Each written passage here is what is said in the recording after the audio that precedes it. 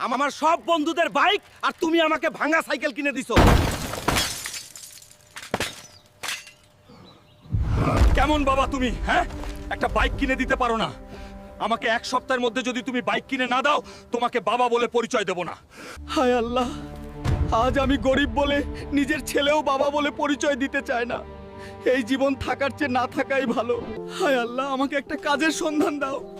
আমার ছেলেকে একটা বাইক কিনে দিতেই হবে, নয়তো তার কাছে অযোগ্য পিতা হিসেবেই থেকে যাব।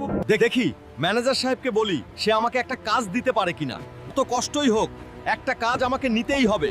স্যার, আমাকে একটা কাজ দিতে পারবেন? আমার একটা কাজ খুবই দরকার। দয়া করে আমাকে একটা কাজ দিন স্যার, আমার অনেক উপকার হবে। কি বলেন চাচা, এই বয়সে আপনি কাজ করবেন? আপনার তো শরীরের অবস্থা ভালো না।